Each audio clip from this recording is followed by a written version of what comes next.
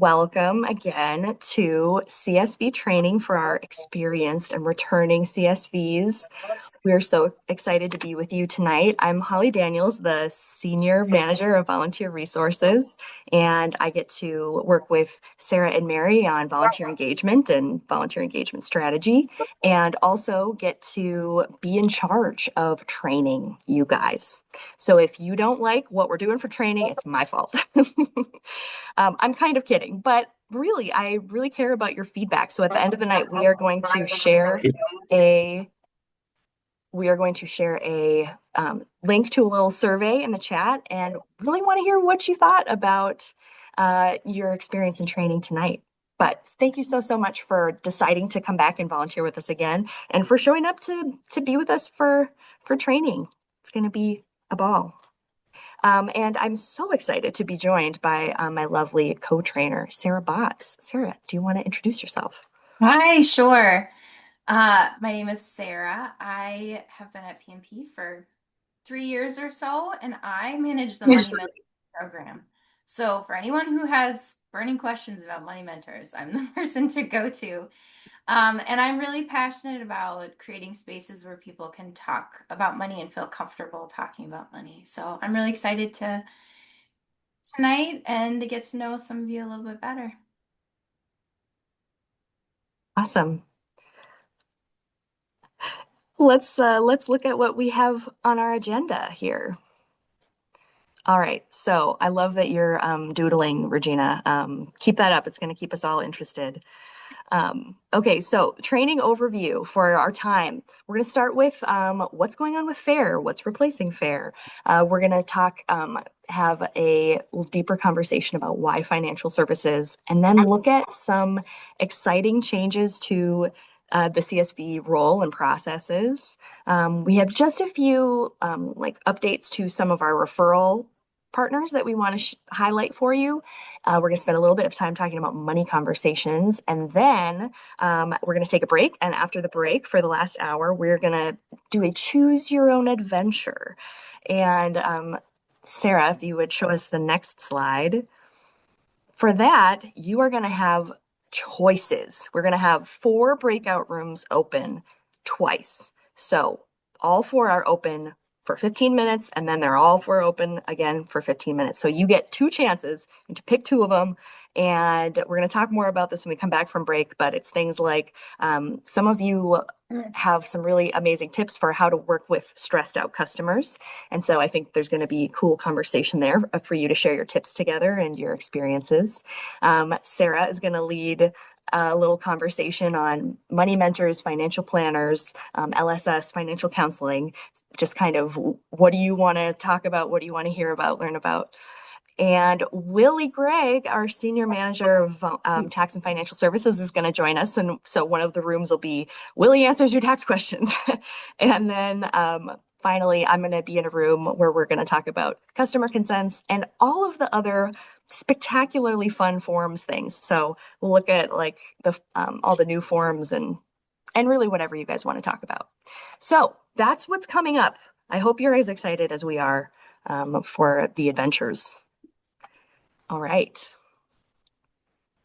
So before we get into any of this, I just wanted to do a little like show and tell of the volunteer training site. So I am going to share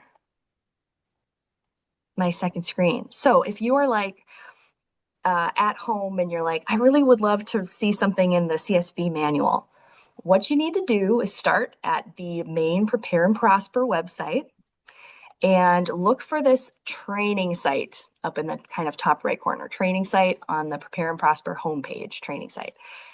And that's going to take you to the training site where you all have your own course, customer support volunteers.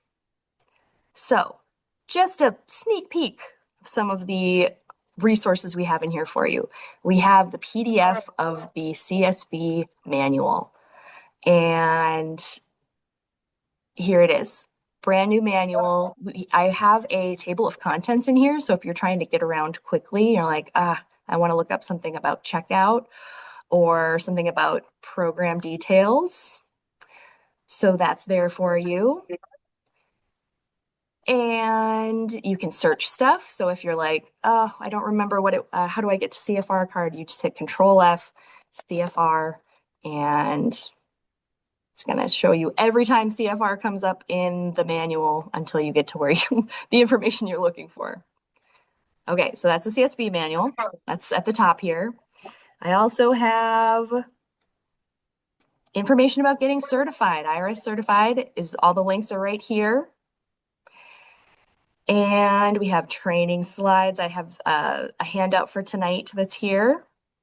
And we have our self-paced training on demystifying credit reports down here. So this concludes my tour of the training website. I wonder if there's any resources that you are looking for, waiting for me to talk about that I did not mention. Or any questions at all. Do we need to get IRS certified again if we were last year? Good question, Kathy. Yep, you got to do it every year. You got to do those 2 tests, volunteer standards of conduct, and then the intake interview and quality review test. And I did in your CSV manual kind of build out more of the information on intake interview and quality review. So you really should be able to just take all the info from the CSV manual. Page 8 is the page that has info on that second test. They changed the questions yet? Did they change the questions They've yet? been the same questions for 20 years, so. Well, you'll have to pass the test and tell me if they're the same or not, because I have not taken them yet, to be perfectly honest. But I did have an interesting thing come up we had a new prospective preparer who was really interested in referring customers to all of her different financial services she has. And I was like, oh, I kind of laugh about the volunteer standards of conduct test. Like, it's all common sense, but it really does matter, right? Like, there really are rules and reasons why we're not referring customers to anything that's not P&P's free resources. So it was an interesting. I think that's question 3. Check yes. Cool. Thanks, guys. I think, Sarah, are we ready to go back into the slides? Yeah. Here they come. Okay. All right. So we wanted to pretty early on share the information about the FAIR program since we thought some of you might feel a bit eager to hear about that. And the long and the short of it is that all of the services that the FAIR program was previously doing, we are still doing. Prepare and Prosper is still doing that. And we'll go through all of those because we know there was a change last year. And so it's good to just remember and refresh ourselves on what those things are. But these services are no longer under FAIR. FAIR program doesn't exist anymore. The services are now under the umbrella of the tax program. And we are calling them for now because honestly, this was so recent that we don't have a new name for this part of our services. It's not updated in the CSV manual, so you'll see FAIR all over in the CSV manual. And including in the backside and the bingo, there's like an item about the FAIR program. So just know that wherever it says FAIR, what we're for now, in the meantime, we're calling banking and credit support now. And the things or the services, really just overview of what those services are, is that people can sign up for an appointment for free one-on-one support around anything related to banking or around building credit. And so we think of them as the people that someone can make an appointment with as navigators. So they're really helping people talk through options, open, accessible banking and credit builder products. They can help people open a CFR card outside of their tax clinic appointment. And so to get just a little bit more in detail, on the banking side of things, on the left side of the screen, people can just explore options for applying for a bank account or a prepaid debit card. So just places where they can hold their money in a safe and um, affordable way, right? There's lots of fees sometimes involved in banking. So finding a good spot, something that's a good fit for them. Reviewing their check systems, banking history report. Check system is kind of like a credit score, but with banking. So the banking industry uses them to determine if they want to approve someone for a bank account. And so someone can look at their history with someone in this banking and credit support team and kind of see what the history in their banking is. They can help determine why someone was maybe denied a bank account. They can look at bank fees and try, like, how can we avoid these bank fees, and then getting support around online banking as well. And then on the credit side, this team can pull credit reports and talk about different ways to build credit. So like credit builder loans, secure credit cards, things like that. And that credit report that they pull has a FICO score on it, which is really helpful. And then, actually, that's it. So, Can I add something, Sarah? yeah, Uh, please. Obviously, many of you have pulled credit reports or talked to customers about credit reports. And so we're excited that for those of you, when you don't have time in the clinic to go over someone's credit report or even print it and deal with the printing and going over it with them, this is a great option to say, you know, we pulled this for you, or here's the handout for you to pull it yourself. And after you get it, you have this other service where you can have someone walk you through your credit report after your appointment. Yeah, totally. Awesome. So people might be a good fit for these services are people we term, or I don't know if this is like a term out there, if PMP came up with this, but people who are unhappily banked or unhappily unbanked. So people who are unhappy with their banking situation, whether they have a bank or not. Because some people are happily unbanked. They don't want a bank account and they're happy with that, right? And that's totally cool. But people who are unhappy with their situation with their banking, people who've been denied a bank account, people who want options for credit building, people who are like don't have a credit history and they're trying to build that history, people who have been through identity theft issues and they're navigating that process, and people who have been contacted by debt collectors. So these are some of the sorts of situations that can be a good fit for someone setting up an appointment with someone for this banking credit support.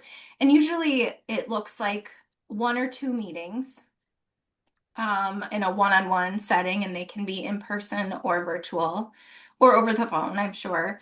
And then there's some follow-up as well. The team will circle back to them and say, like, how are things going for you? Is there anything else we can support you with? So, any questions, comments about this banking credit support, which was previously Fair Services? So are we not doing any of that at the site, or is that an option that we could do if we don't have time? You're Yeah. totally still welcome to go over someone's credit report with them. Or I think there's just more support, especially around like helping someone pick out a good banking product or a credit product. Like they have this huge spreadsheet of all of the things that could matter to someone about a bank or about what's another way to talk about a credit product? Because I just feel like credit product sounds icky. Tara. Financial services. Oh, thank you, Missy. Yes. Banking or financial services. There's a huge spreadsheet. So there's a lot of specialized support for like picking those things. But yeah, and you're totally still able to do the credit report walkthrough if you have time. The concept of printing the credit report for people has been a struggle. Yeah. Because some of them are 75 pages or more. And as paper becomes more and more scarce come around April, we've just usually encouraged people to have it mailed to their homes. But this would be another option for them to do it, get the hand holding. Mm-hmm. Okay. Well, and the problem that we had at Urban League last year is I'd fill the whole thing out and you'd say, sorry, you know, try again later. So I finally just had everybody mail them in because it was just a constant battle. And I don't know if it was the sites or the day or the Wi-Fi, but I never, in 2 years, I have never printed one report. Yeah, we did the same at Bloomington. It was a struggle to print or even get the credit report. So basically, we just gave them the form to send in. Yeah, I agree with Sharon. I volunteered last year at VEIP on Saturdays, and most of the people did not want the extensive multi-page report. They just wanted their credit score. And so, it was just better just to provide them with the information so they could obtain the information on their own. Yeah. Yeah, super, super good to hear what this has looked like for you all on the ground. Curious who has thoughts on Julie's question. Have you ever shared a downloaded report electronically? I would never do that because of the security. You don't have any security of their information. That's what I was thinking, but I was curious if there was a secret way that someone knew about. I see a question. Oh, go ahead, Holly. No, you go ahead, Sarah. There's a question in the chat too about how to refer people to banking credit support. It's a really good question. If someone is interested and wants more information, then they would check the box on the booster. It used to be called the Booster Your Money form. It has a hint, it has a new name now, but so express their interest by checking the box on that form. And then they would get an email from that team with more information. But if somebody is ready right then to set up an appointment, you can go to the QR code in the P&P brochure and help them set up an appointment right there, which they can also find just on our website anytime. Does the team have a name, or is there a name for who the one-on-one is? Well, not yet. We're calling it banking and credit support very generally because we don't want to pigeonhole a name before there's an actual name. So it just happened so recently that we're not there quite yet. But we will definitely update you as things move along.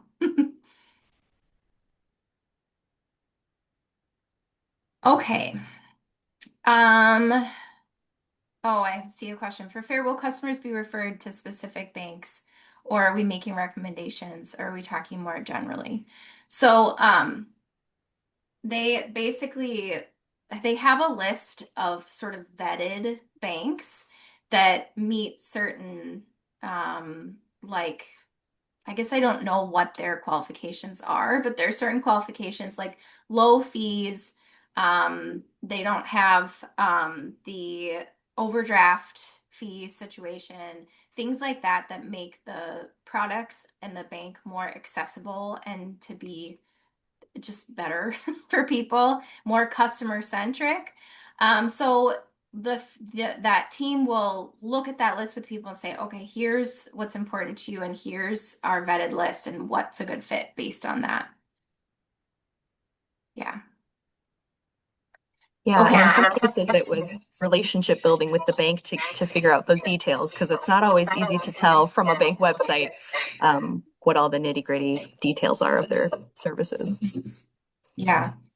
And the QR code for that I was just mentioning is actually in the Prepare and Prosper brochure. So the folded brochure, it has QR codes for all of our internal programs on there. Okay, I think we should keep moving along here. Thanks for these awesome questions. If we miss something, we'll make sure to circle back and follow up with you. Okay, Holly, take it away. Okay, friends. I would love to hear in the chat, how many years have you been doing volunteering with Prepare and Prosper? So just put in the chat, how many years have you been doing this? Okay, we have some newbies. 1 year, 2 years, 8 years, 3 years, 3, 7, 3, 4, 2. Sandy McGee, 13. Oh, Carol, 12. Okay, on and off for 20 years. Thanks, Missy, for your many years of service. Thank you, friends, for helping us get an idea of how long you've been around.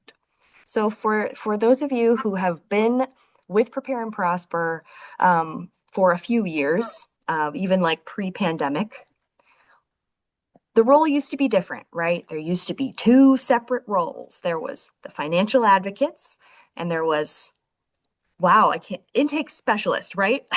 I just had blanked. Okay, I'm not getting any head shakes. Okay, so we had totally separate roles. And then there was this decision to kind of put the roles together. And I'm sure you all were around for the beginnings of that. And some of that happened because a lot of financial advocates, and John, I know you were a financial advocate, and probably some of you were too. Some of the feedback was that there wasn't enough to do in that role, or it just wasn't fleshed out enough. So we pushed them together. And now that it's been a few years of that, we're kind of noting that it didn't always work super well. Like I think it was time for a new way to think about this role, just a little bit, tweak it a little bit, after kind of smushing together these different, very different tasks. So we had a small group of P&P staff people that kind of felt really passionate about how do we deliver good like financial services to customers, and how do we make sure that customers who want something get something. And so we had lots of conversation about what we can do or what this can look like, and we came up with some things that mattered to us. And Sarah, I'm so sorry I animated the next slide, so there's going to be some clicking for you if we go to the next one. Okay, so the direction that we want to go, basically, we kind of decided we wanted the green form to be easier for a customer to use. So instead of having it focused on the Prepare and Prosper services, we kind of wanted it to be more general, like, are you interested in credit? Are you interested in saving? So that's something that we cared about. What else do we have here? We cared about like a better quality referral. And I'm just curious to ask all of you, what does that mean to you? If I talk about a better quality referral, it's kind of like jargon. I'm just curious from your experience, what does that mean? Or what do you make of that? Missy? Someone who's actually going to answer their phone or respond to the text messages they get. Yeah. Thank you. That's right. So thanks also, friends, for putting in the chat better matches between clients and services and more frequent follow through on taking advantage of services. Yeah, they understand what they're signing up for. And thank you. CSVs have details about what they're interested in and why. I don't know, Sarah, if you want to share anything about what it's like to be on the receiving end of all of those people who are checking yes on a form, and then it's perhaps not something that they understood when they said yes, or it's something that they checked on a form, and then that means that a lot of people have to do a lot of work to figure out if that person is actually interested. So what we talk about, do you want to jump in, Sarah?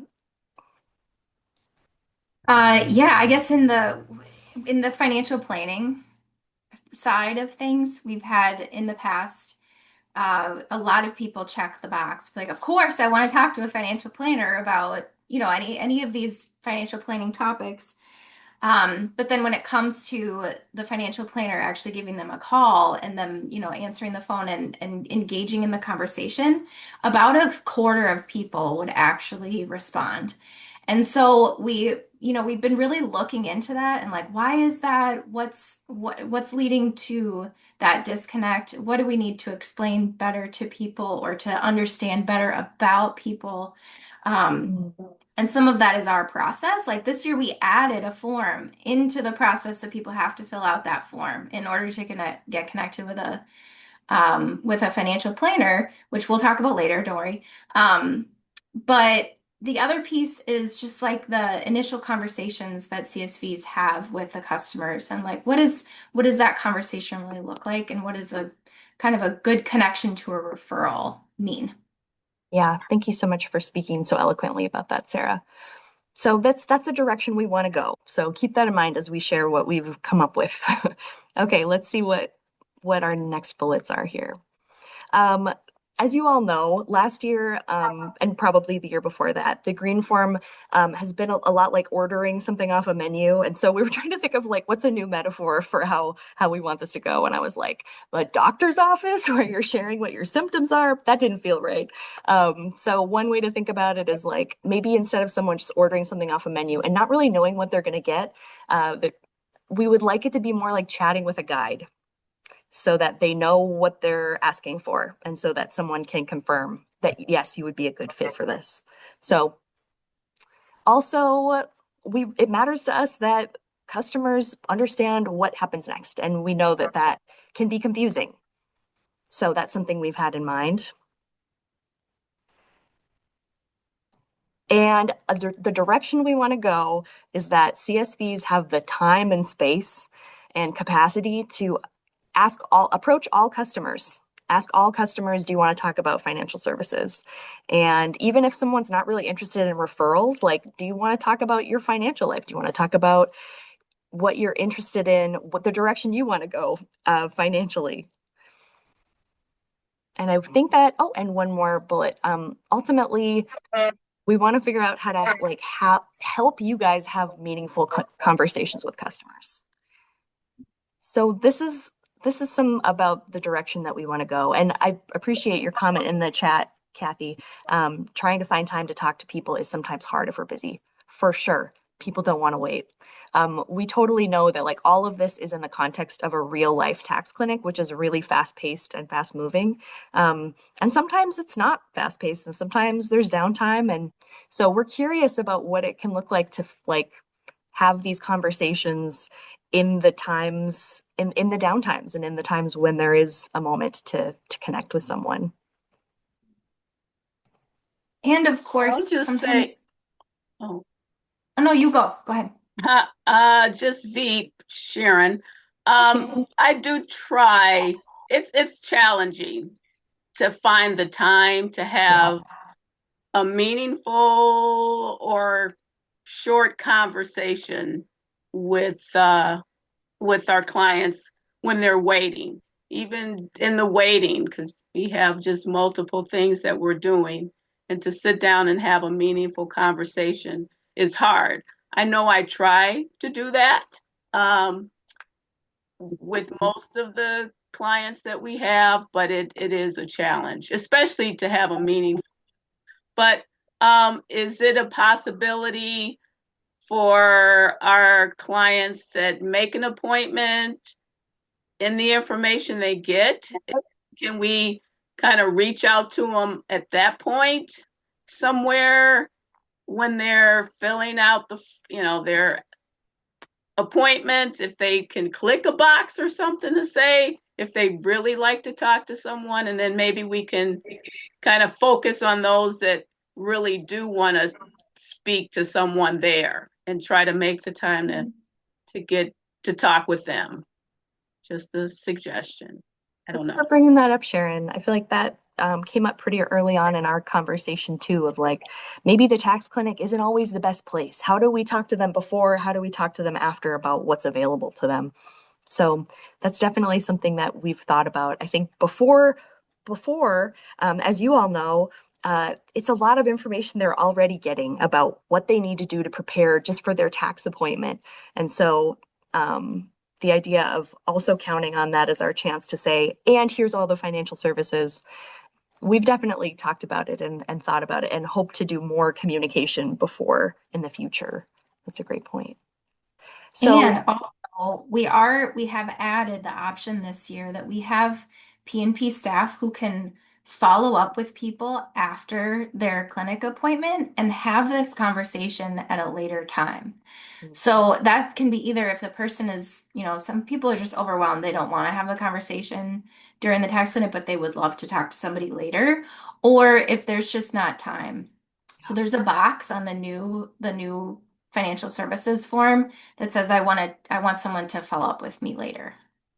Yes, that's such a good point, Sarah. And that's a bullet that I'm missing from this slide that we again and again we're hearing like customers don't have the bandwidth to talk about financial services in a tax clinic. Often they're stressed or they're just like, I just want to get through this and get home. And so we're excited to be able to offer this option for people to connect after a tax clinic to say like what was available because I thought something sounded good, but I couldn't talk about it when I was there in person. And I hope that when we share this, like the direction we want to go, that none of this sounds like a condemnation of you all at all, because we're the ones who create the processes and the roles and the forms, and we create, you know, this infrastructure for stuff like this to happen. And so we're really excited to be curious about this together this tax season. I think it's maybe a good time to move on Yeah, to sounds good. some deeper why. Linda, we're gonna talk more about the green form in just a little bit. Okay, so sorry, I'm just organizing my screen here. Okay, so I would love to hear from you all. Why, as we take a step back and like, why are we even trying to have these conversations with people in the tax clinic anyway? Like, why are we opening up conversations about people's financial lives? Why are we asking about if they want to be connected to any other free resources? I would love to hear your thoughts. Why do you think that's important to us or important to you?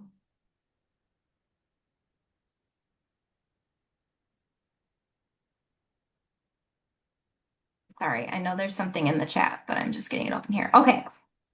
Um, yeah, capturing the moment when they're thinking about money, right?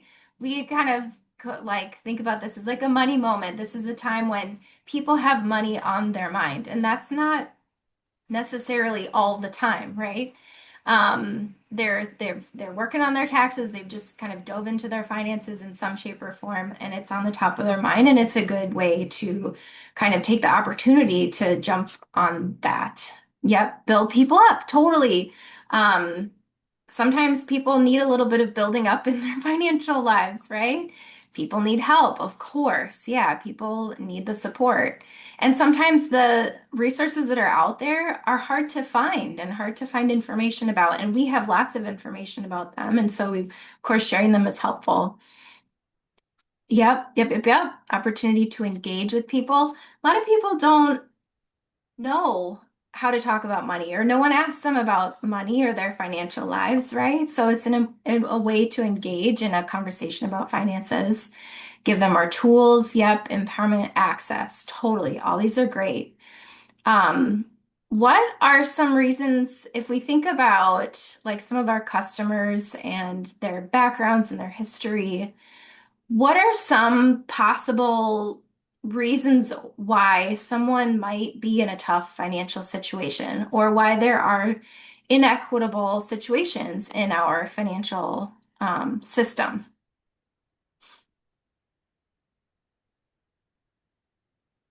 What do you think? I know it's kind of a big question. Job loss? Totally. Yes. People lose their job. That's a tough situation, right? A lot of people experiencing that these days. Debt? Yes. And some people get into debt and end up in a cycle, right? And so it's really, really, really hard to get out of that. And we like to think of this like a lot of the systemic issues are the main cause of why people are in a tough financial situation, not because of their own failing, which is kind of, you know, against a kind of mainstream belief that we have about people, I would say. Lack of knowledge, yeah.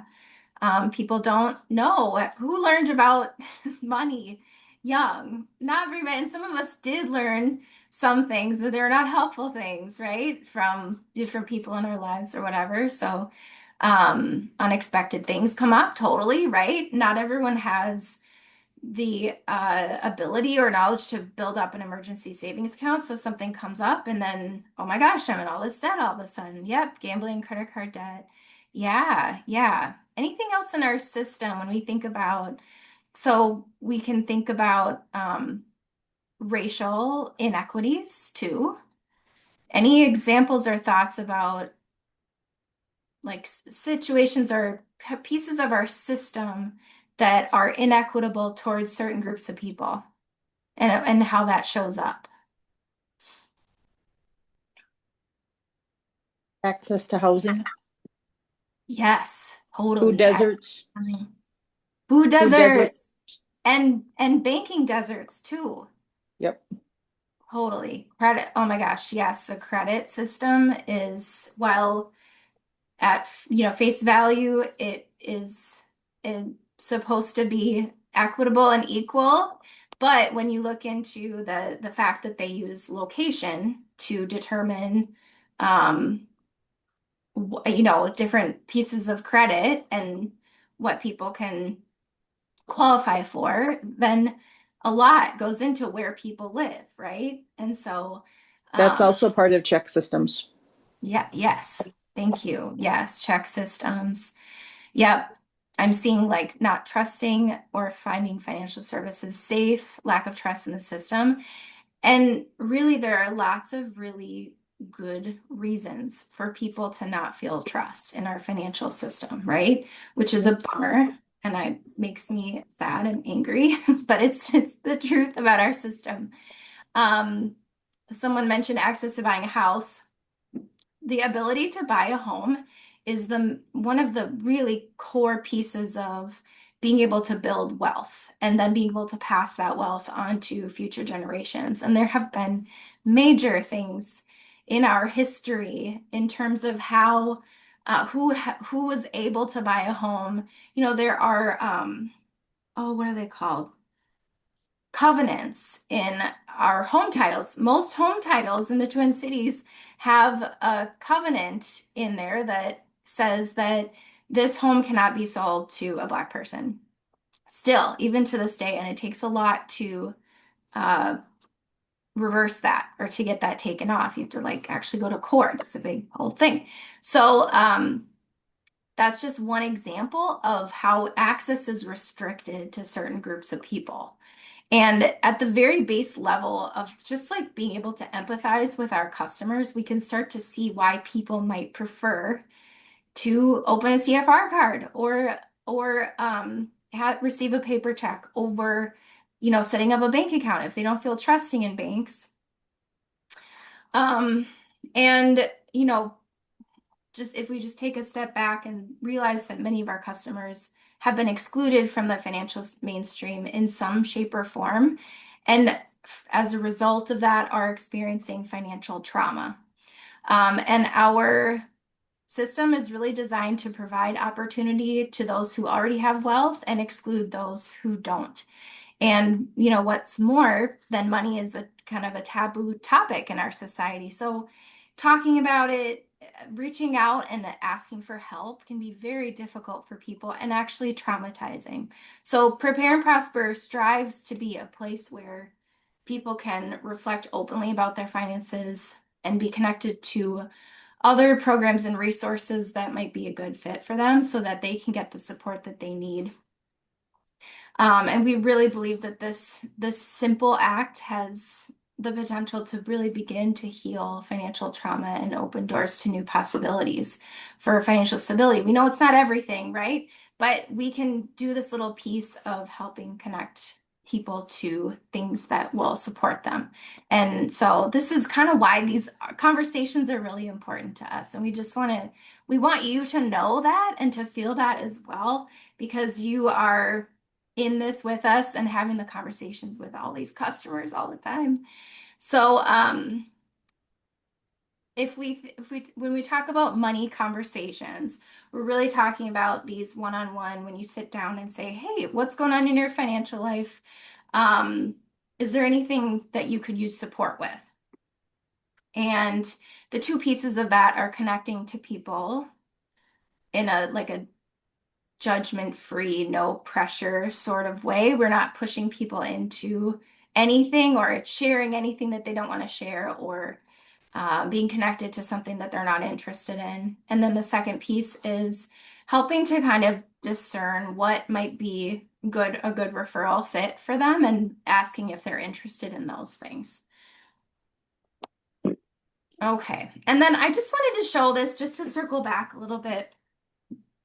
And I'm just going to show you or explain how to read this. You can go back and look into it later, but just as a teaser, this is the government boosts and blocks to building wealth diagram. And if anyone came to the FAIR program and our systems change program, put a webinar on last year or maybe earlier this year called That's Not Fair.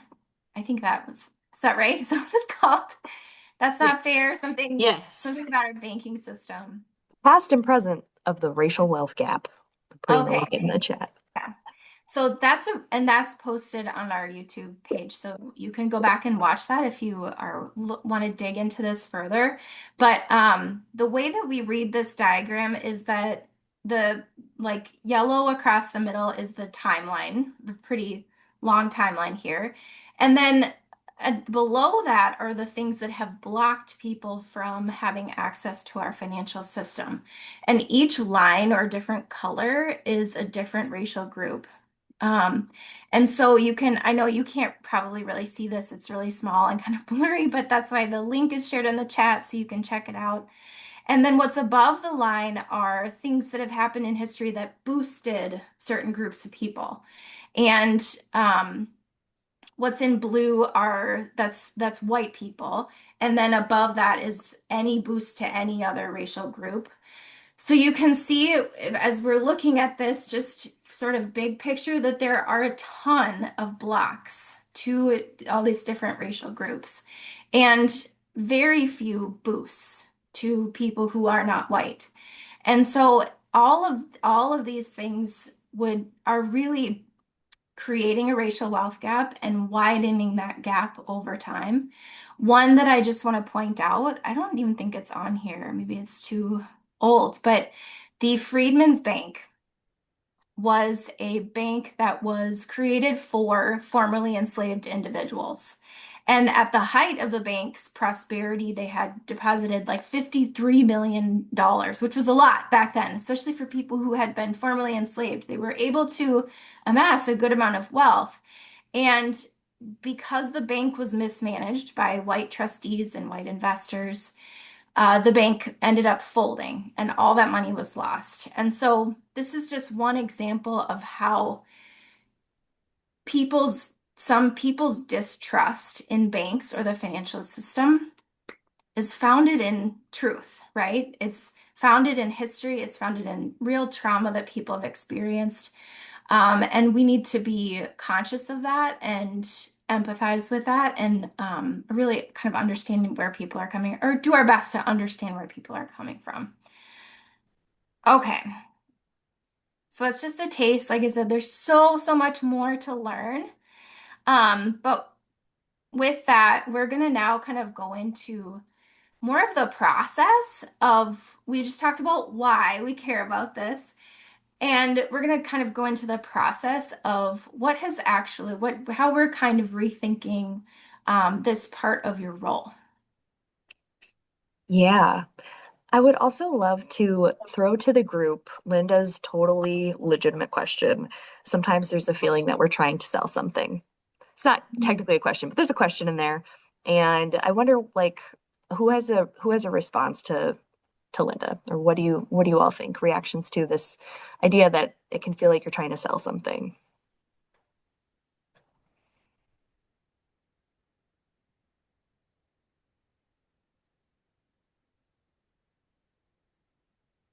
I think customers believe that because they check no before they even come in if they've done their paperwork electronically, or you Yeah. start to broach it and just say there's some things to look at, and they think you're trying to sell it. So I don't know about, I've never felt like I'm selling something, but I think they definitely have the guard up because of that. Yeah, thanks for that, Missy. I think at least one of our forms, we tried to emphasize the free word a little more.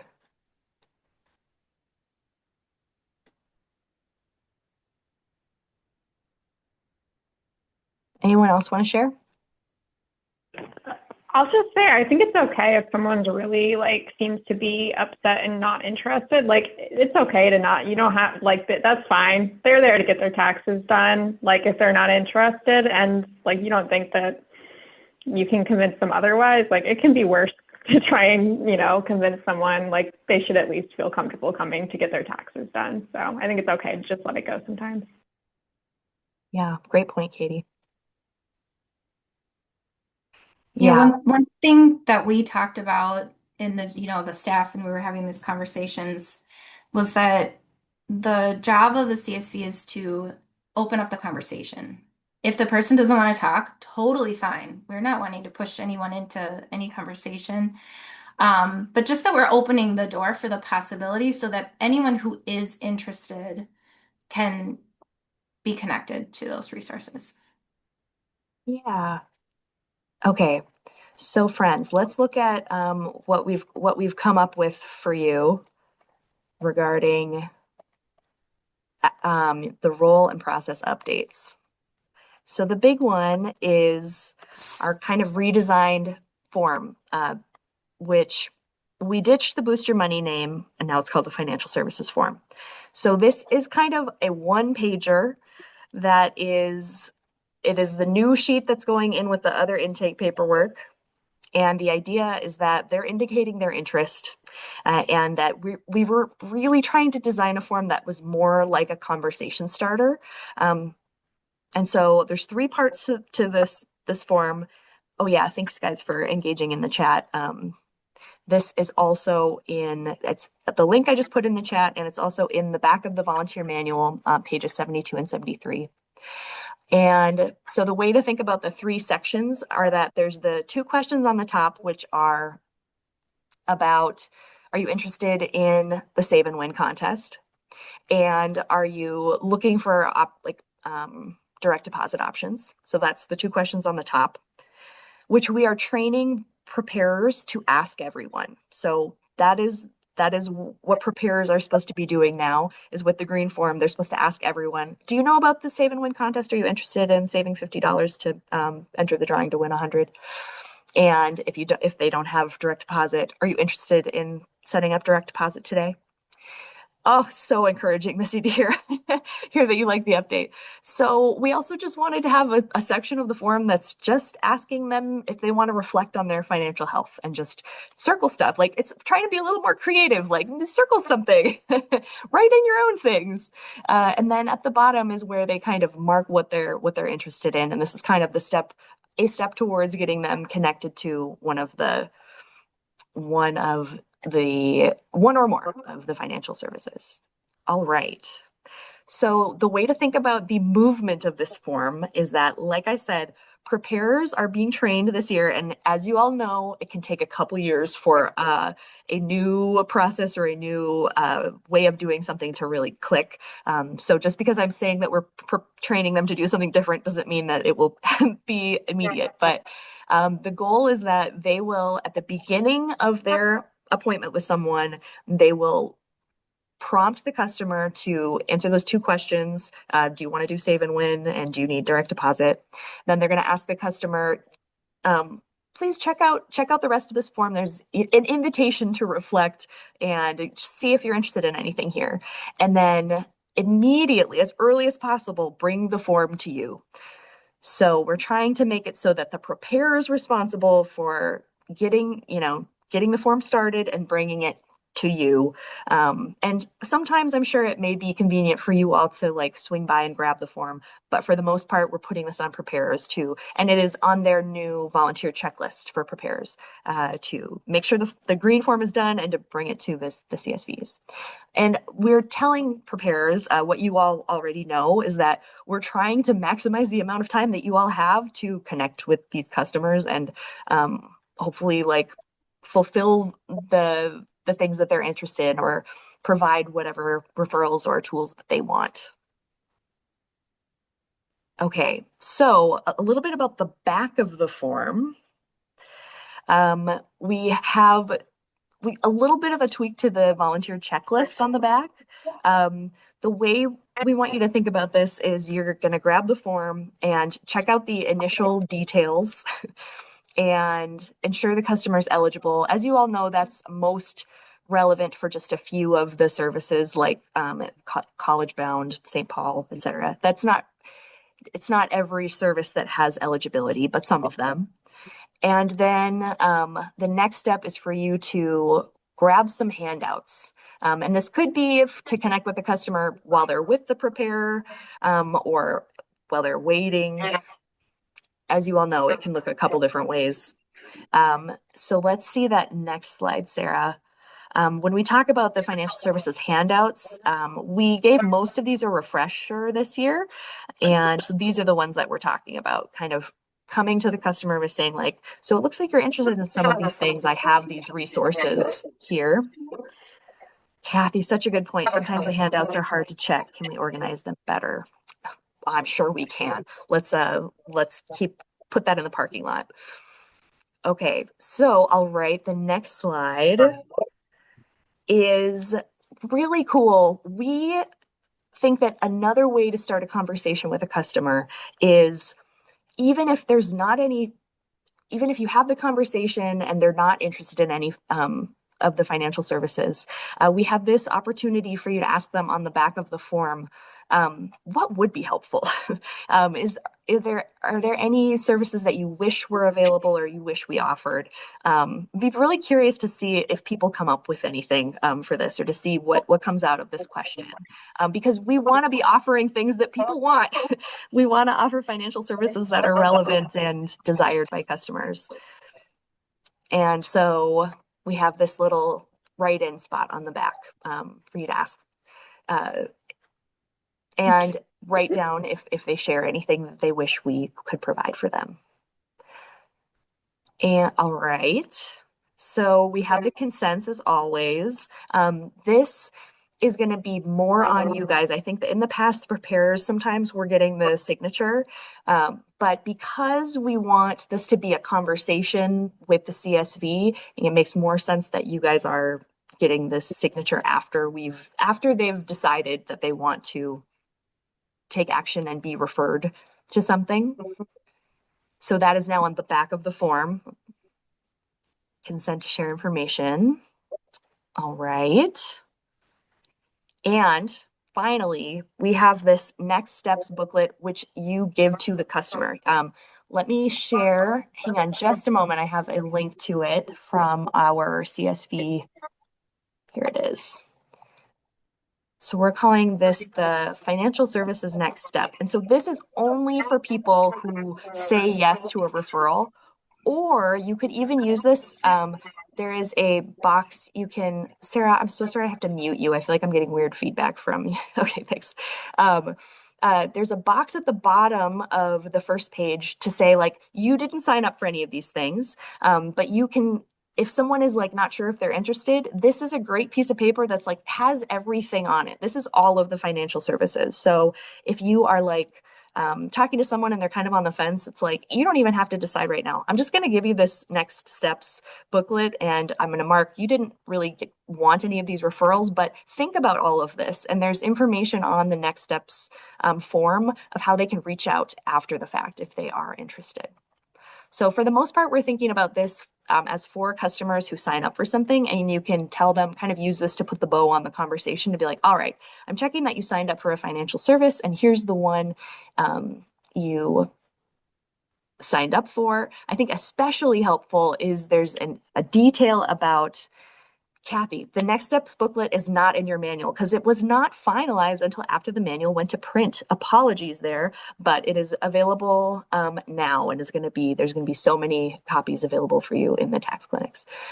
So there's a detail under CFR prepaid debit card to remind customers that if they're getting a CFR card, it's going to arrive within 7 to 10 business days in a plain white envelope. So don't throw it away.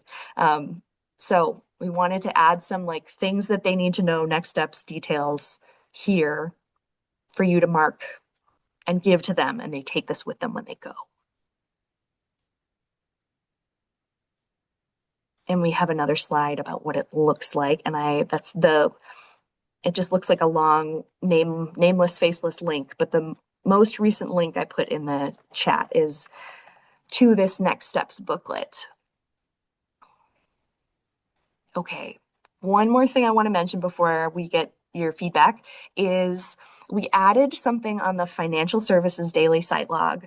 We know that you all are going to have conversations with people and they don't end up getting a referral, but that is still a valuable conversation. And so we have a place for you to tally those people at the bottom of the daily site log, knowing that like these are not, David, so sorry, also not really in the volunteer manual. This stuff was cooking for a long time, and so we didn't print it until it was ready. um, but it's here on the. I can get you a bigger copy, a link later. But for now, we just have this uh, version available on the slide.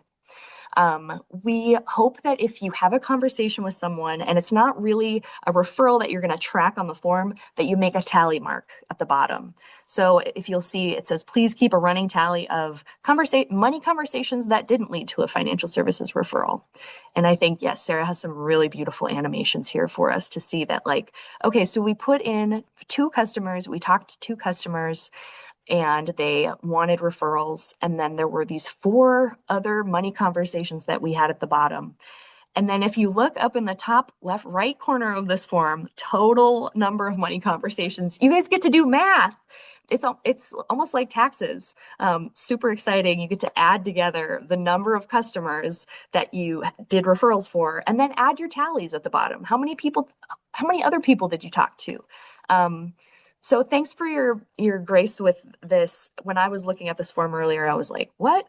But the tallies are for you to capture these money conversations that you're having with people, even if it didn't end up being a referral, because that really matters to us. And so we want to track it. And we hope to tell funders or to just tell our community, like, we're also having meaningful money conversations with people. Even though they're not included in these other metrics of how many credit reports, etc.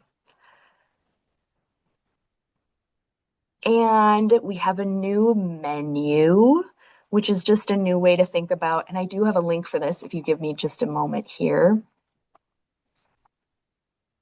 We know that there's a lot of financial services and that it's helpful when we can kind of group them together. So the way that this menu was kind of designed was to have building credit, kind of the purple column. We're trying to build credit, pay down debt. In the middle, the blue column, people are trying to manage their money. And then the orange column on the right is saving and long-term goals. And as you can see, like financial planning is kind of spans across a couple of them. And financial coaching really we could get into any of these topics. So this is going to be, this is going to be at all of the preparer stations. This is like a main tool for them to help explain to customers and for you all too. So we hope this ends up being a useful tool to like understand the types of financial services that are available to customers. So I'm going to be looking for this link to the menu here, and I would love to hear from you all for a couple of minutes. As our collaborators in this process towards the direction that we want to go of having meaningful conversations, what questions do you have? What ideas do you have? Just spend a couple minutes. And if you want to type, go for it. If you want to share out loud, we'd love to hear your voice. Oh, it's my friend Hannah Schmiege. Hi, Hannah. It's so fun when you work somewhere and then your friends start volunteering there.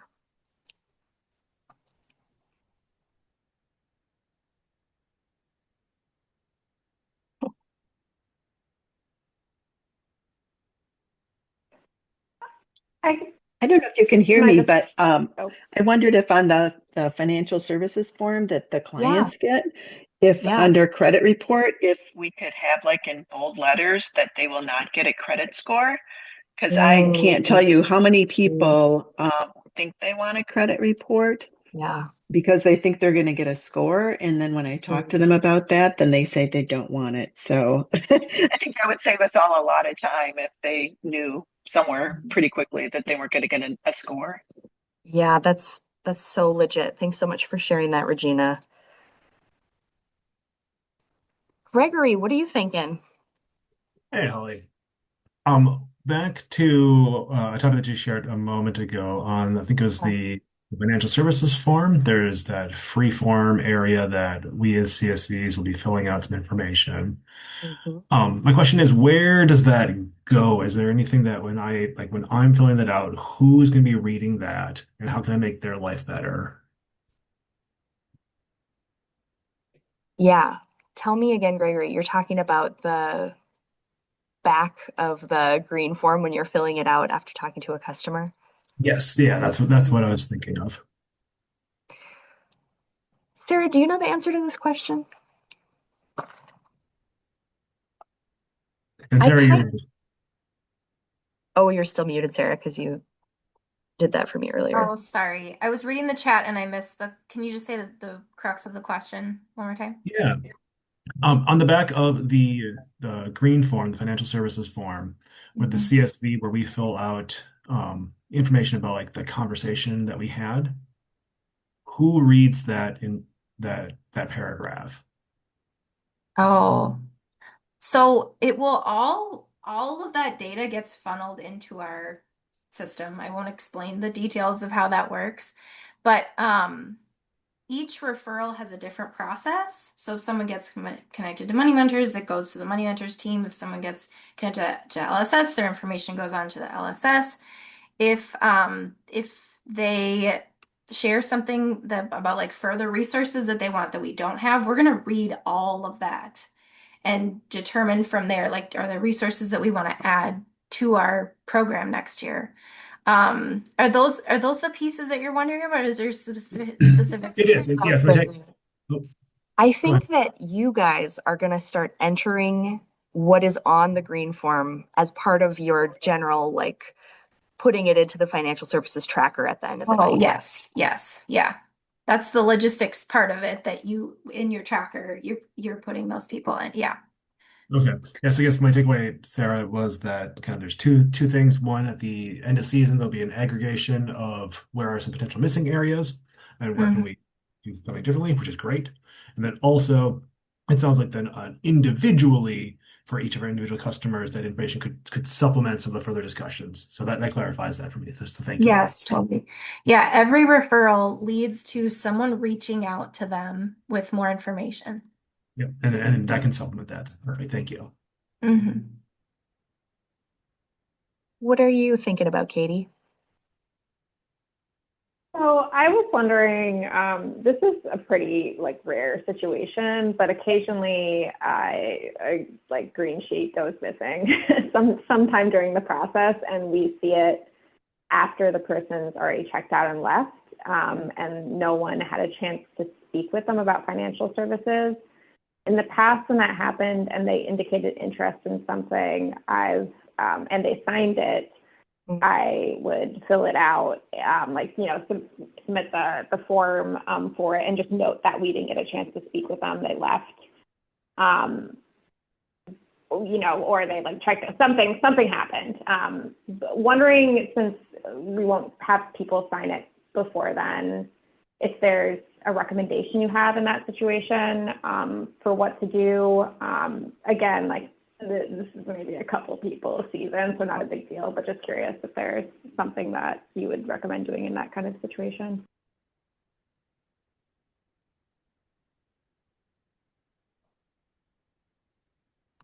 Katie, you're kind of asking about when someone kind of falls through the cracks and then you realize too late that you have their form and they're gone and you haven't talked to them. Is that right? Correct. And they haven't signed the form now because they're not being asked to until they talk to someone. Sure. I mean, I'm curious what everyone else in the room does in that situation, because I don't have an immediate answer.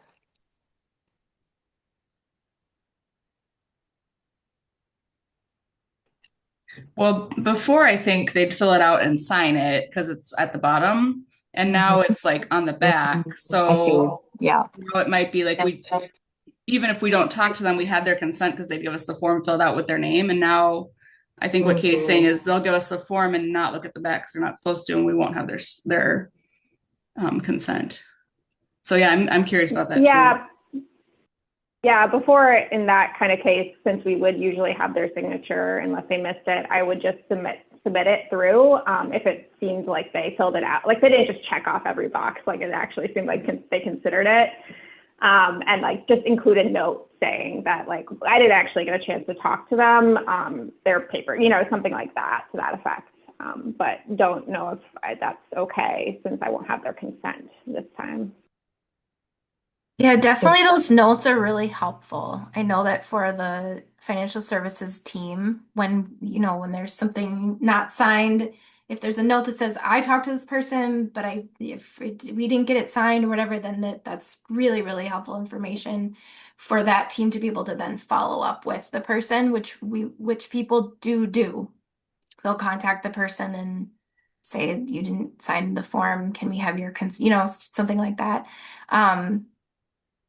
So yeah, that's a really good question. I love that you guys are pointing this out as this is a new form and we're new challenges might arise. So I think it's at this stage, it's important to just know that like that bottom portion of the backside is important. That consent part is really, really important because we don't want to be contacting people or doing anything that they haven't consented to, right? So that piece is really important. Yeah, sorry, I didn't raise my hand. No, go ahead, Sharon. Well, maybe there was a comment made about there's so many CSVs and not sure who talked to someone, maybe on the appointment log, if there could be a column there. I don't know, where you could check off that you spoke to this person and went over financial services or there is. Thank you so much for that, Sharon. There is, we did tweak that form and we got rid of some of the columns that we thought that just weren't relevant, like asking, had you screened and looked at the ID, for example. And so the hope is that we can use that customer sign-in sheet. I don't remember what you just called it, Sharon. You used a different name for it, but to use that one to track who has been spoken to. Sorry, I don't have a link to show you right now of where the form is at visually, but that was kind of our thought, is maybe using the customer sign-in sheet. Yeah, I think that would be a great idea. Yeah, to do that. Yeah.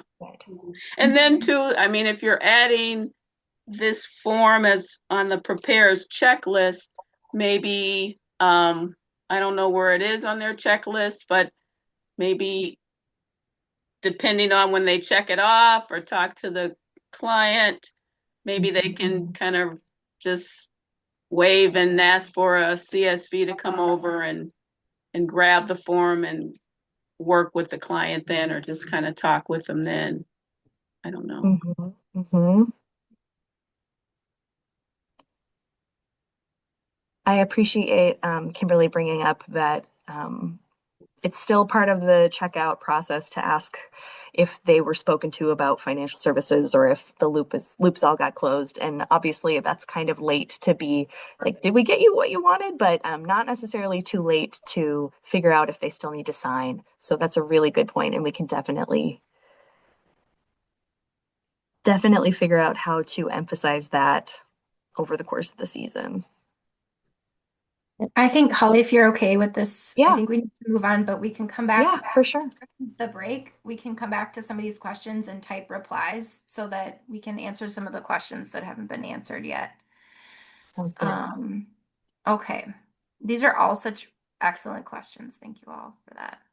So there are a couple just quick updates that we have about some of our referrals. And so we're going to take a quick minute to go over those right now.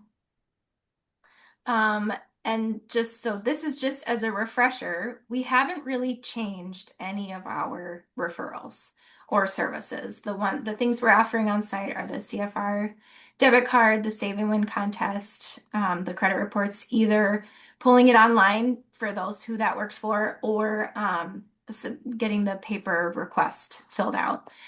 And then the referrals that we offer are the formerly FAIR banking and credit support services, the Money Mentors Financial Coaching Program, the financial planning, the LSS Financial Counseling, Exodus, support with payday loan or high interest loan debt, and then the college bound college savings accounts.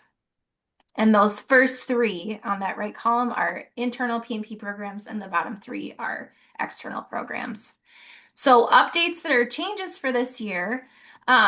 I don't, if any of you have been, I mean, many of you have been around for many years. And so prior to last year, Money Mentors had its own brochure and FAIR had its own brochure. And last year we got rid of those brochures and we just had the Prepare and Prosper brochure. And what we've decided this year is that anyone who is a referral or wants more information about Money Mentors or the banking and credit support services, they're going to get that one P&P brochure. So just like any other handout you would give to people, if someone is interested in one of those services, you're going to give them the Prepare and Prosper brochure. And then I just wanted to point out that on that brochure, there are going to be QR codes for both Money Mentors and the banking and credit support. And those QR codes are where people can go if they're ready to, either for the banking and credit support, sign up for appointment right then. You can help them access that QR code or go onto our website and sign up for an appointment. Or in the Money Mentors case, that QR code will take them to the interest form, which is how they start to get the process going for signing up for that program. So that's that update. And then there's a small change for Exodus Lending. They used to offer to pay off up to $2,000 or $1,500 of high interest loan debt, and now they've upped that to $2,500. So it's just a number change there. As far as I know, everything else is the same, but it's that just that increase in the amount that they can support people with. And then, oh yeah, Holly, you can go ahead with this one.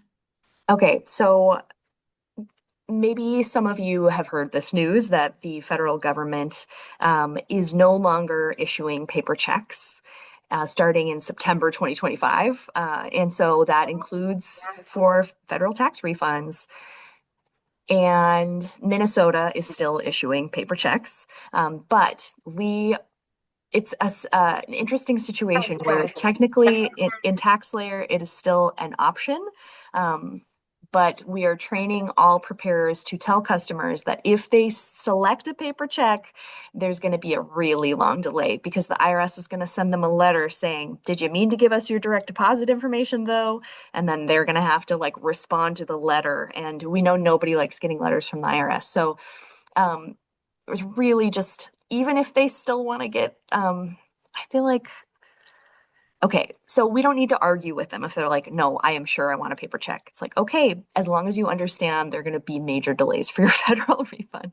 So we're kind of taking this moment to like really highlight CFR prepaid debit cards, especially in preparer training. I'm not sure that they've always gotten a ton of training about CFR cards. And just, I think that on the next slide, I have updated that. Shoot. Well, on Sarah's version, it's not updated, but I can tell you, thanks for your patience, friends. All the things you already know about CFR cards, that there's no overdraft or minimum balance fees, free ATM networks. They can make their CFR card portable. We increase the information on the handout so that they have more details about how to go into their account and make it so that they can have other things direct deposited, how they can put money in from other sources onto their CFR card. And in that way, it can be reloadable. And so we have a special training that we're doing on CFR on February 2nd, and we're inviting everyone, and especially preparers. We're going to invite preparers to kind of get CFR certified so that they can also go have access to the portal and get people signed up for a CFR card. We thought it made a lot of sense because they're already sitting with the customer. I'm not sure how many preparers will go for this or how many there will be. We also, you guys, we got some really cute stickers of these little tiny credit cards for your name tags to show that you have completed your CFR account and that you know how to set up someone's CFR card. So if you've never gone into your CFR portal, thanks for the heart, Gregory. It's the little things that keep us going. Hopefully the sticker is a good incentive to open that account and start the process of getting people CFR cards. So I wonder if there's any questions about CFR, or if you're all like, we know all of that. I do have like a short question. So Yeah. when people are making appointments for the clinics, is it possible to remind them that number one, they need to bring their direct deposit information with them to the appointment, and number two, this issue with the federal refunds not being done by paper check, or at least by significant delay. And I just bring that up because I think sometimes people come in unprepared to deal with that, and then it's a mad scramble that just makes it very difficult to complete all of the other work that we're doing on the file for them. Yeah, for sure. Good questions, Carolyn. It's a lot that already happens in a very short conversation to get someone scheduled and screened, as I'm sure you know and can imagine. I think about 10% of Prepare and Prosper's customers have opted for paper checks, if that's interesting for all of you to know. And also, oh, I lost my train of thought. Oh, this won't be news to anyone because they've already had to figure this out for, you know, any payments from Social Security or any other, federal payments that they may be receiving. So it's not going to be like total news to anyone, but I do feel bad for people who maybe they're just like, I don't want one more prepaid debit card, in which case they might be a great candidate to talk to someone about banking support after their appointment. If they're, going to do the CFR card, but they feel like a bank might be a better fit for them. Okay, friends, thanks so much for engaging with me about CFR. I'm excited to bring preparers into the fold of CFR cards. Okay, so we're gonna shift gears a little bit and talk about a little bit more about these money conversations. I know that we're saying like, hey, we really care about these. These are important. We also want to help you feel more equipped to have these conversations. So just for like some logistics right off the top, when can these money conversations happen, right? A few of you have mentioned like it's really hard to find the time, which is totally legitimate, and that's okay. There are lots of times when these conversations could happen. It could happen during check-in, and it could happen during checkout. We think those are maybe the less likely times. The more likely times are these arrows that have the blue outline. So right after check-in, maybe during the time when someone is getting their taxes prepared, sometimes they're hanging out while, the preparer is doing their thing, and there's might be some time there.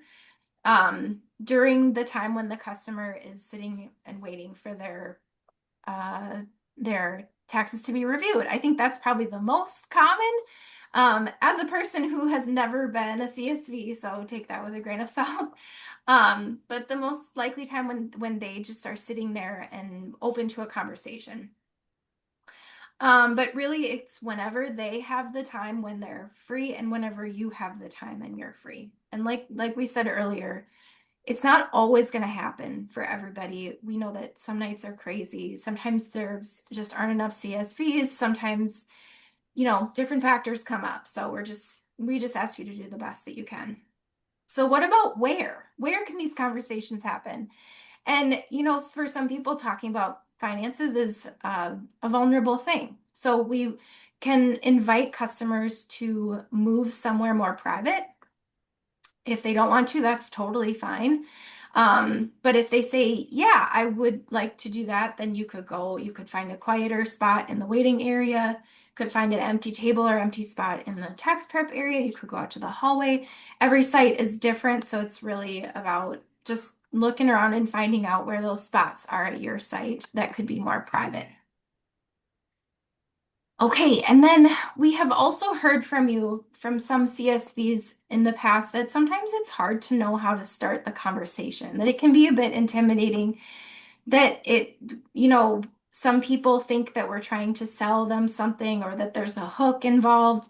And so it can be kind of scary and uncomfortable to approach people about these conversations. And so we wanted to help you just have an idea of what this initial starting the conversation could look like. This is not a script. If you want to memorize it, go for it, but it's not meant to be a script.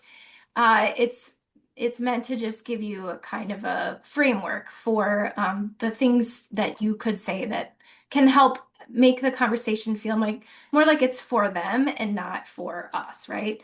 So, hi James, I'm Cora. I'm a volunteer here. We just like to check in with all of the customers to learn about what, their financial priorities are and to see if there are any other services, free. This is a good time to mention free, right? Free services that we could potentially connect you with. And would you be open to talking for a few minutes while you wait? And this is the important part. People feel more comfortable when they feel I have choice in the matter. So asking them questions rather than making any assumptions or telling them that something is going to happen is really, really helpful. So this is where they can say yes or no, right? And if they say, sure, yeah, I am interested, that's the time to ask, are you comfortable talking here? Would you like to find a spot that's a little bit more quiet? If they say no, totally fine. That's no problem. If you are interested in like having a conversation about free services at a later time, someone from P&P could contact you later, and that's when you would direct them towards that box at the bottom of the first page of the financial services form that says, please have someone from P&P contact me later. And then I wanted to just show these teeny little diagrams of the financial services form and then the menu. These are some good things to have with you when you approach someone. So looking at that financial services form before you approach them and seeing what they said on there, noting the things that in that reflection section, if they said they're interested in saving. It's a really great way to start the conversation to say, once you're in the conversation, once they've said, yes, I do want to talk, that's a really great way to start to jump off of one of those things that they circled in that section. Tell me more about you're interested in saving. What are some of the things that you're interested in saving for? What kind of support are you looking for around saving?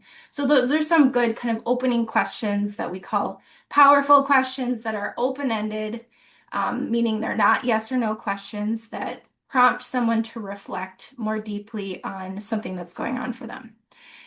Okay. So there's a handout on the training site and it has three sections. There's a do's and don'ts section. There's a what we call green flags section, and those are things that you might hear someone say that might prompt you to think of a certain referral. So for example, if someone said, I'm working on like building up my retirement savings. That's a green flag for financial planning. So you might then ask more questions, but have financial planning in your mind. And one of those questions might be, hey, one of these services is a free meeting with a financial planner, and retirement savings is something that they specifically talk about. Is that something that you're interested in, or do you have any questions about that? So that's kind of how we take in these green flags and then move forward with the conversation. So that handout, that piece of the handout about green flags, goes into each of the referrals and talks about green flags for each of them. So that will be really helpful for you. And then the third piece of that handout, I think it's called Money Conversations handout on the training site, is oh gosh, I'm forgetting now what it is. What to do if?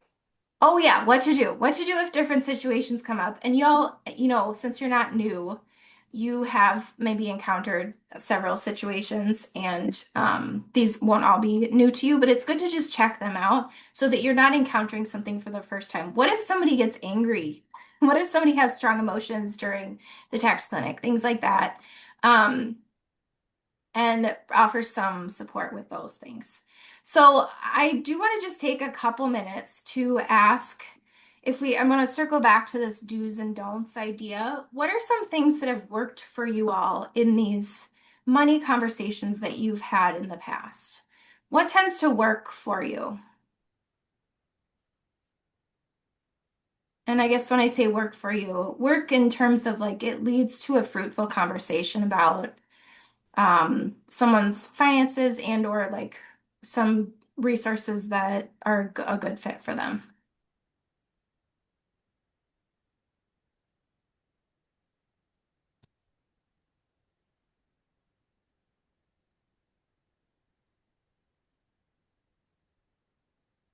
I can get us started and then maybe that'll prompt some more ideas. So, um, we have this idea of active listening. And so, really kind of listening rather than going in with an idea of this is how this conversation is going to go, coming in with questions that prompt more information and for them to reflect a bit, and then really listening to what they say on a kind of a deeper level than just the words. So, we're listening for what's really important to them. What are they indicating is like high priority for them? What's of that? If you can hear in what they're saying, what their values are, um, how they're feeling. Like maybe you're hearing in their voice that they're scared. And that can be helpful information for you, not just for the referrals, but for also just engaging on a human level with them. Because this is not a top-down conversation or a power dynamic, right? We're just one human talking to another human and hoping to connect and connect resources. Okay. Anything else that has worked really well for you in the past? Sarah, I agree with you in terms of just asking questions. Questions. I find too at checkout, I get more questions, it seems, at checkout when you're kind of going over their return and giving them the information and having them sign. So there I get information, and then two, I am able to give them, our handouts and get additional information. So I guess I'm not afraid to ask people questions and just kind of ask, yeah, just kind of ask questions about the return or life situations or what brings you back in. And that just kind of opens them up to being more open about services and prepare and prosper. So I just take the time to do that. But at the end, like I said, at checkout, I do find out a little bit more about them, and then I can give them information to send them home with. But I think if we're incorporating the prepare into this a bit more while they're sitting there with the client, that could possibly help in terms of providing more services to the client. But yeah, and the idea of just listening too, because if you're in a conversation, they'll say something, in terms of life or getting their return prepared, and that could lead you to providing additional services for them. Yeah, totally. Questions can be really powerful, right? I love that. Thank you for sharing that. Kimberly, go ahead. Also, hi, Kimberly. Hello.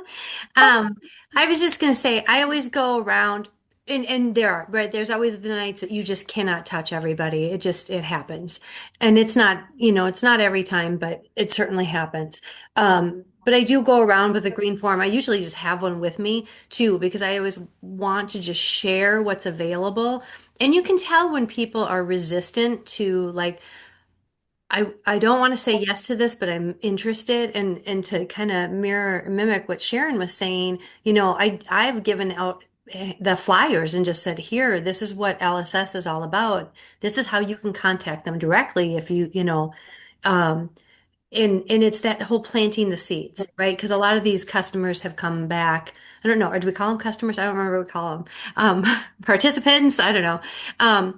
And then they know it's there, they know it exists, and it's kind of that whole, oh, there is something out there. To your point earlier, Sarah, was like, I just don't even know what I don't know. So, and I think that anytime we have that opportunity just to say that this exists, it's just one more way to build them up.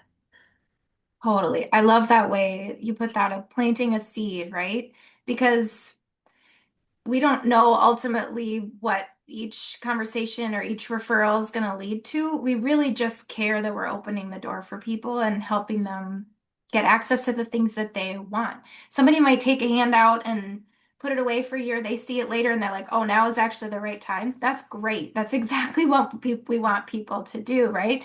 To have access to it at the time that's right for them. So that's so great. Um, Julie said if they're doing save and when understanding what they're saving for. Yeah, so some things can prompt other questions, right? What are you, if they say they're saving for something specific, that might, you could ask questions about that then, or like, oh, you're having a baby soon. Do you live in St. Paul? Might you qualify for this college bound thing? Because we want to make sure that we're connecting those dots for people because they aren't always going to connect those dots.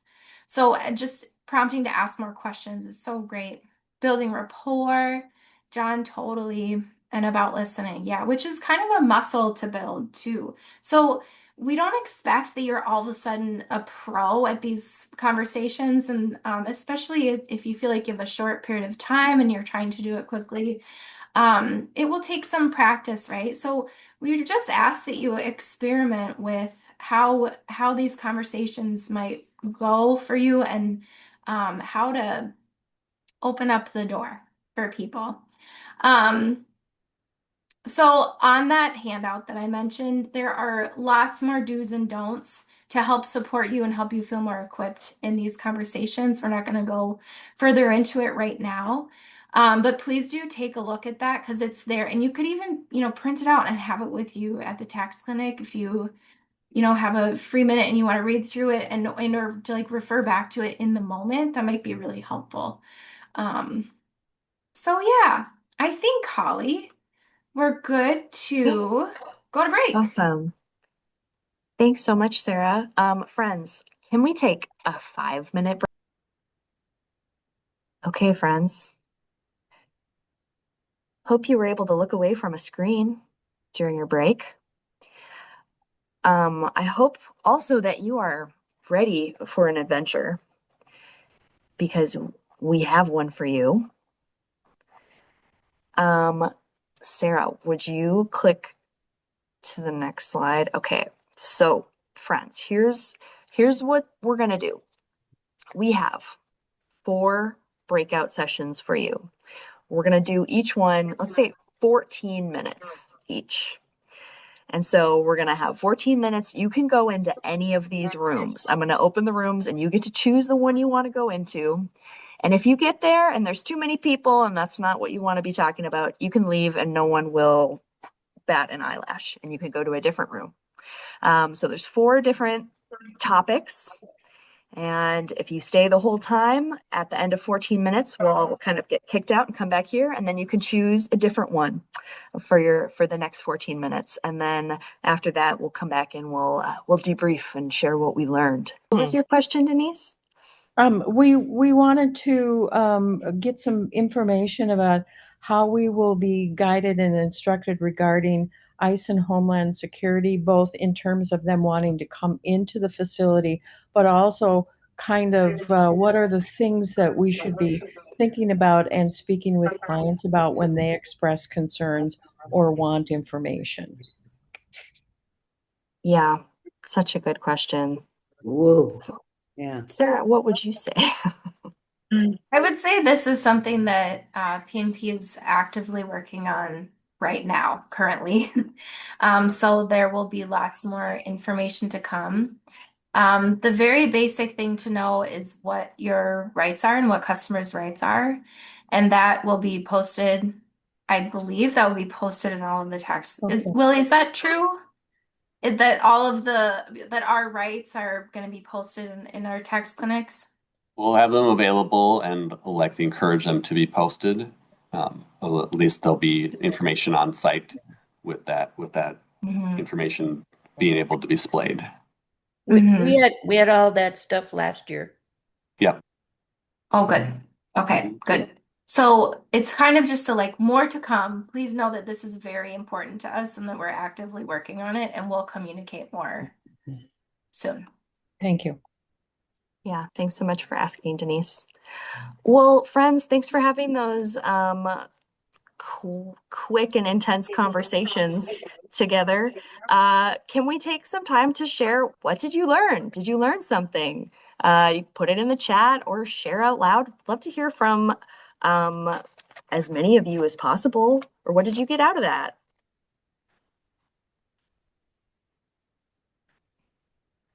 What's sticking out to you? What's valuable about talking to other CSVs? It's just a good review of what we're going to be doing shortly.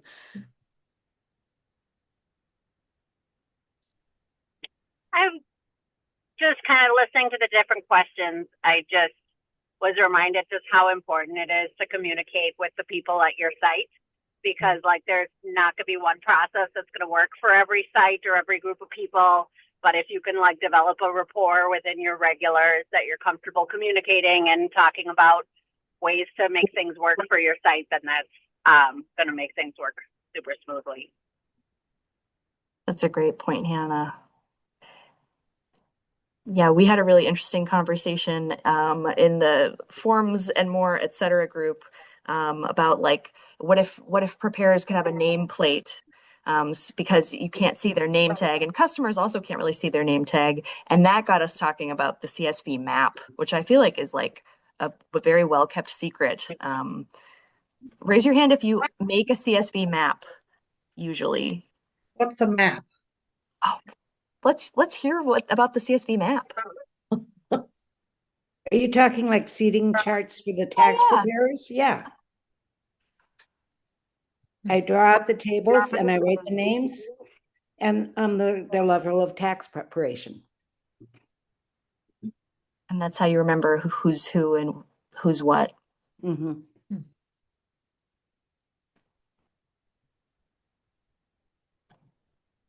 Fascinating. It is. I never heard of that. Right? And that would be super helpful. Yeah.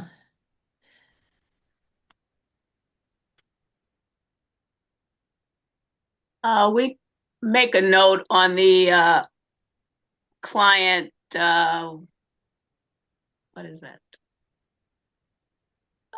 My brain isn't working. But on the the intake sheet. There you go. Thank you, Joe. Yeah. So we do put at least put the level of the preparers levels there. And then kind of at VEEP we do have, there's kind of sections because it's places where they can come for financial services. So it does have numbers above that are there. So we kind of make a note. So I guess we do sort of have a map. I never knew that concept. My special challenge to you all is to send me random emails with images of your CSV treasure maps. Be really funny to put together a compilation of them across sites. Who can share what they learned about taxes in their time with Willie? Or Willie, I'd love to hear from you what kinds of things came up.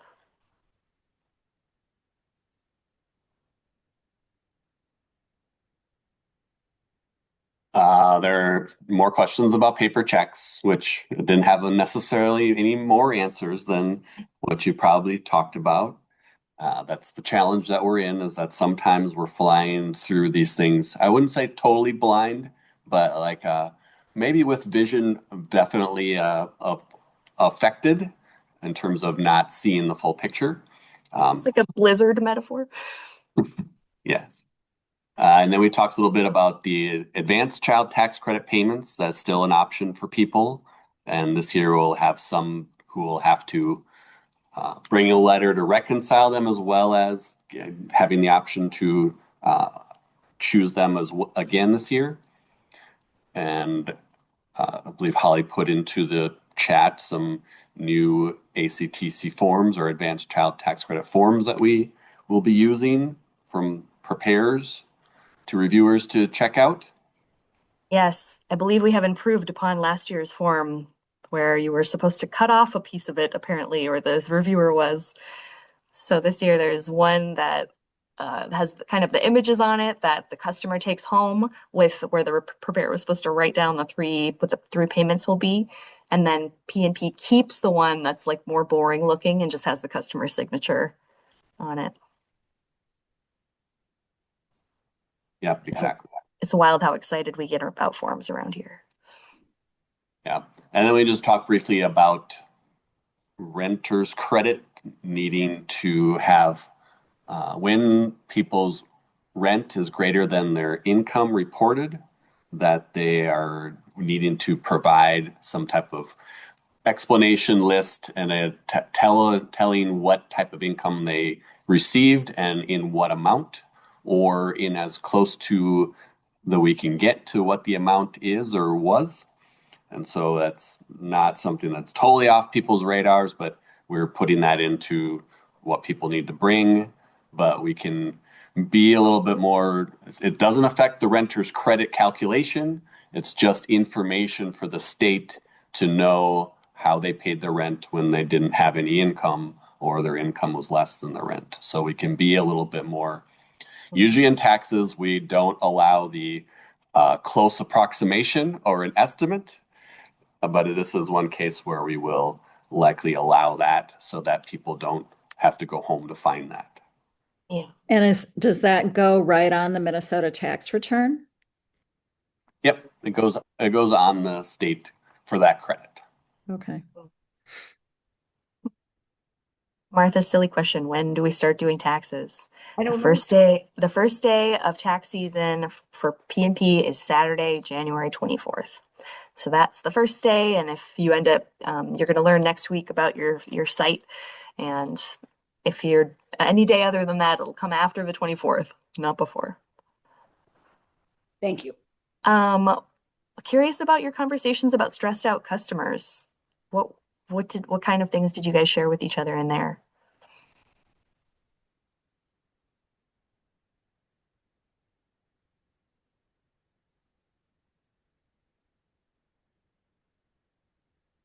Set the stage early and let people know that you see them as individuals from the very beginning. Like for my example is that after I've checked them and I make sure, like after I've gone through paperwork, I make sure they know where the food is and the snacks are, so that if they're hungry, they don't have to get stressed out about being hungry. But they also know that I see them as a person and not just somebody who's on my list that I have to get to. That's so good, Missy. I like that phrase too, set the stage early.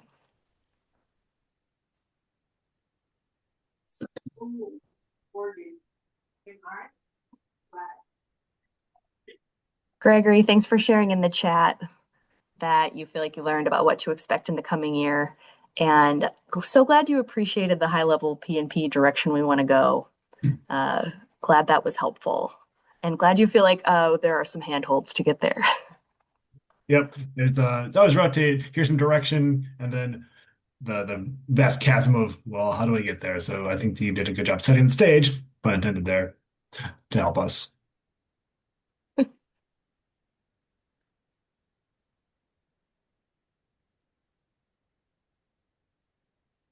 Love to hear from one or two more people in the chat or out loud. What are you taking away? Do we use the same password for the CFR cards this year as last year? Great question, Kathy. Yes. Okay, great. Thanks. Your account should be the same. I should double check on that. And if I'm wrong, I will reach out and let you know. It may ask you to reset the password and then you go from there. But I'm not sure about that, or if you remember what that is. As a common thing that might happen. We will circle back. Okay, so I have a question for Holly. Hi, Joan. So when you guys were talking about your name tags and the length of and nobody can see them, did anybody decide that maybe the lanyard should be a little shorter? Well, I'll tell you what, we bought hundreds of them. So in several years, when they're so dirty that we need to buy more, we will look into shorter lanyards for sure. Or if we have some skilled seamstresses that want to really go to town, you just let me know. Or we could just put a knot in the back of them, and that would make them shorter. I'm going to do that. Brilliant. Look at you coming up with solutions. Julie, question about the financial form. If the client has not yet signed the form, do they still get entered into the survey? You mean the financial services tracker? Yes. Survey that we do at the end. Yeah, I think you should still enter them in and make a note that it was not signed. Okay. And we can do some type of either phone call or some type of way of getting their approval to that. Okay, thank you. All right, folks, it means so much that you wanted to spend one of the last days of 2025 online with your friends from Prepare and Prosper. We're so excited for another tax season. Someone in their survey, when they were saying they were coming back, they said this felt like second Christmas to have tax season happen again. So that's how we feel around here. Thanks so much for your collaboration and engagement in processes of continuous improvement. And we're so ready to collaborate with you and hear your feedback along the way.